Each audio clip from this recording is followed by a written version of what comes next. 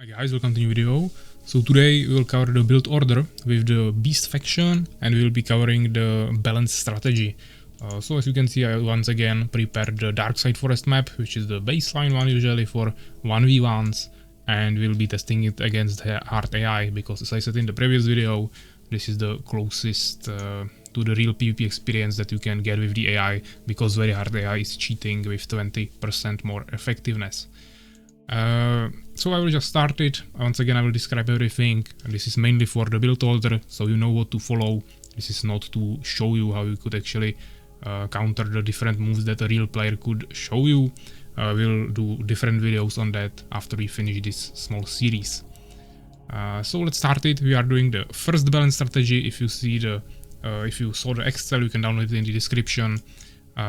There are two balance strategies for beast, so this is the first one. In the next video we'll take a look at the alternative one, which is the second balance strategy. So this will be the basic one. We'll be focusing on Goblin Riders.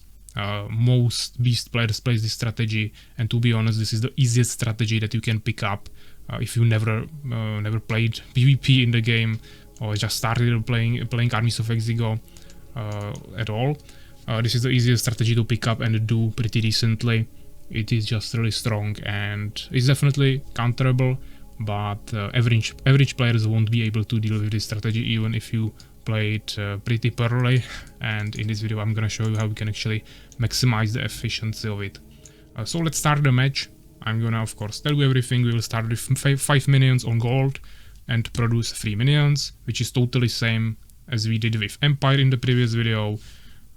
So it will be really similar, and you also want to know your keybind for minions, which is M, because of course it's the first letter of the name of the peasant or villager, which is Minion. So once again I will do it like this. Doesn't really matter if you first create the minion or if you send them to gold first. I think it's better to always send them first, but you should do everything in like 1 second, so it doesn't really matter. So I'm creating 3 minions. I'm also putting my rally point on gold field, making sure I have group 5 as my stronghold, and here we will actually wait for 250 gold.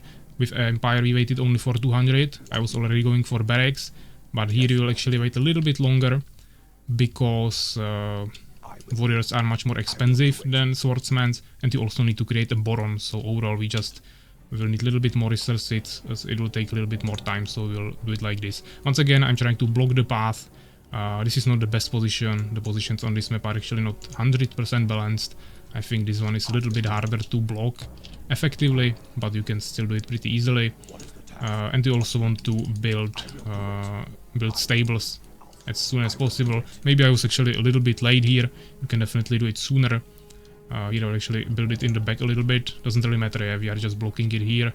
We have the more tanky building, which is arena in the front, so this is totally fine. Once we finish it, we will return both of them to gold. In the meantime, we are producing, of course, minions with no gaps, and we are trying to stack 8 minions on gold, and then we'll create 2 for gems and 3 for wood. And once we finish stables, we can produce a Boron. I will actually put stables on keybind 7 and production buildings like arena on keybind 6.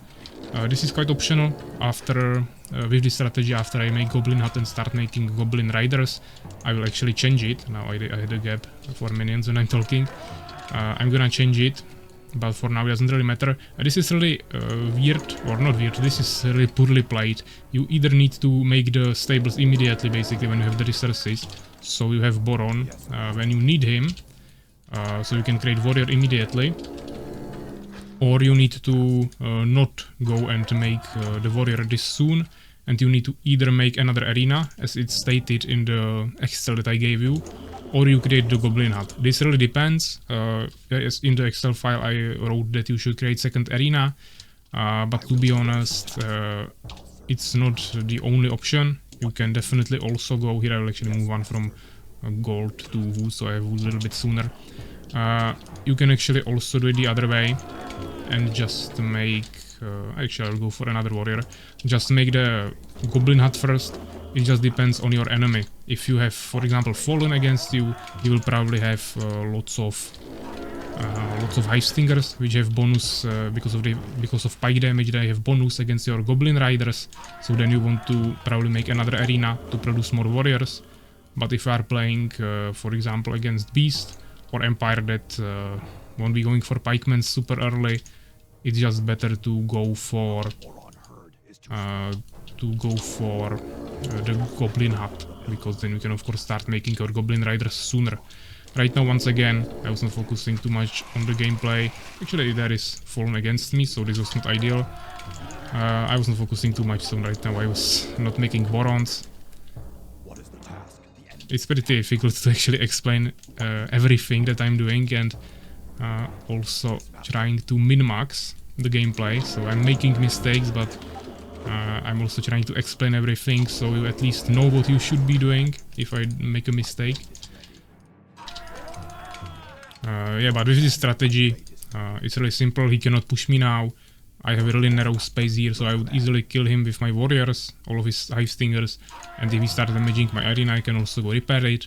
If he actually decides to like rush me with everything at once, everything he has, then I can easily just make a totem behind the stables or behind the arena, just wherever it will be protected. Now I will actually go for Dark Altar. Actually, once again, in the Excel file, I have it open on my second monitor. I see that I wrote that you should first upgrade the Superior Boomerang upgrade, but to be honest, it's not that important. As you can see, they are attacking me. I'm tanking it with my warriors while killing them with my Goblin Hunters. At this point, I don't even need to mount them on the Borons, because they are just protected by the warriors in this narrow place. Then I will mount them. We can definitely go for the Superior Boomerang, but you can also just make Dark Altar first. Those are all the different things that you can change in the balance strategies. That is why I said in the introduction video for PvP guide that the balance strategies are the hardest ones, because there is just so many variations. You can always adjust something a little bit, and it will do, not totally, but it will change the gameplay a little bit. And basically there is like no clear way of telling you what you should do at which time, because every game is a little bit different. Once again, against a real player, he wouldn't be probably rushing me like this, and then I would be scouting the map. Right now it makes no sense, so I'm definitely not gonna go anywhere. I will just go for trolls and kill him. He's attacking once again. Definitely want to retreat my Boron because he's taking extra damage. Maybe bring the injured warrior in the back. To definitely make some groups, of course. Now I'm gonna mount my Goblin Riders, Goblin Hunters, and make them into Goblin Riders. We can also make the Witch. We can make one more Boron, one more Goblin Hunter once we finish the Superior Boomerang. As I was saying, there is many variations. You can go for more warriors. You can go for Goblin Riders faster. If you go for more warriors, you want to have 2 arenas. Now I even didn't make the second arena at all. You can go for really quick trolls. You can also make Weapon Master for some extra upgrades for your Goblin Riders to make that army even stronger. There is just so many variations that I would need to make like 20 videos to cover each of them, and that would still be something you could make a little bit differently. Yeah, but even though I made some mistakes in the beginning, this is still pretty decent opener that you can easily follow. Yeah, I'm trying to spend all my resources. I had a little bit more saved up, but I wanted to make sure I will be able to create the troll immediately. Right now I could also maybe create second Bestiary, but I won't have gems for it if I also want to make witches, so definitely not needed to double produce trolls. He's probably gonna expand soon, especially when it's AI. I will actually sacrifice this Boron to heal my warrior. It's optional definitely, but I will do that. Maybe this is the perfect time to actually also create a second arena. With this strategy you don't necessarily need to go for Harpies, because you can just kill flying units with Goblin Riders, and unless there is a beast that's gonna make some Striders, you just don't need to worry about Harpies. But if you want, you can definitely make them even against Valkyries or Hive Guards, of course. Yeah, so he's just attacking with 3 units.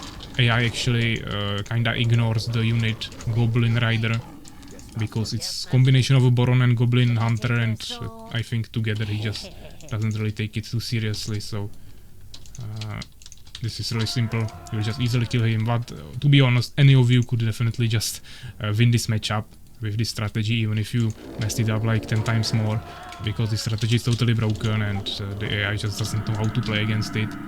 So this is really simple, not the best demonstration, but hopefully I at least kinda described how the build order works. You can definitely go check the Excel file and then just try to implement the small changes that I talked about here. And I avoided it. The rock from my troll with my warrior, so he doesn't get damaged. Seems like the enemies may be retreating either here or here. He definitely has base in this position. I didn't scout anything because maybe in the beginning I actually tried to scout something, but he rushed my warrior here with 3 hive stingers in the beginning, and then I just retreated. So I can actually make a few more minions, not minions, warriors, just soldiers. Of course, try to keep witches in the back, they are quite fast, so sometimes you need to manually move them. And of course, hive splitters will totally die to trolls, and to be honest, Goblin Riders are also pretty good against hive splitters, so this would be totally fine even without it. One of you actually told me under the first video with Empire that this is really bad position, you don't want to definitely get into this situation where they can rush you from 2 sides, which is definitely true, but I'm just too lazy to go around if he has expansion here. If he doesn't, then it's even easier. Yeah, but I'm just too lazy because I know that the AI won't take advantage of it. He doesn't even expand yet, so didn't even expand yet, so we are totally fine. We can just go finish him like this. And it's, of course, totally simple. It will be probably a little bit harder with the second strategy. Also, actually, in both of the strategy videos I made with Empire and Beast, the enemy was fallen because I always put him as random, and it just happened to be 2 times fallen, which I don't think is the best demonstration. It's probably best against Empire because Empire AI is the strongest one. But I also wanted to make random because that's the hardest thing you can do, because you don't know what to expect. Also, actually Fallen is decent because he will always make ground units. If there is a Beast or Empire, they could just go for Valkyries or Wyverns, and then it wouldn't be too good of a demonstration. Because of course player won't do that, and if he does that, you will just kill him before he can get to that flying unit, to those flying units. So not the best demonstration, but I mean against Fallen it also didn't really help. I could be maybe doing it against the very hard AIs, but as I said, it's just not a good comparison to actual PvP. Of course, I'm not spending resources yet. Don't take this as an example. I'm just trying to finish him at this point. But as I said, it's mainly to show you the build order, which I hopefully did, even though there were some mistakes. But the second build order that I will show you, the second balanced strategy build order, the variation, alternative one as it's named in the Excel file, is going to be pretty similar, the opener and everything, so you will see the build order again in multiple games. And as I said, in the future I'll also make some videos with real players, so then of course you will see it probably played a little bit better. I will maybe make it as replays, so I will just play game against someone, against a real player. I will really try to focus so I play it basically perfectly, and then I will commentate on that, because it will be much easier. When I'm just talking about everything I'm doing, I'm making many mistakes, and I mean, you probably still get the majority of the things that I try to show you, but it's just not good when I'm trying to show you something as an example and I make so many mistakes. Yeah, we can maybe just sacrifice one Boron here, the second one as well, for some extra healing. doesn't need the population now. You don't need to kill control forms to actually win. Those are not buildings. Now this summoner is actually quite annoying, so let's one-shot him with Troll. And last Deformer, and unless he expanded somewhere else on the map that I didn't see, he should be dead by now. Yeah, so this was really simple, really quick game, even faster than the one before. But once again, what I mean, with this strategy not that much, with Empire, you just try to adapt to the enemy really a lot.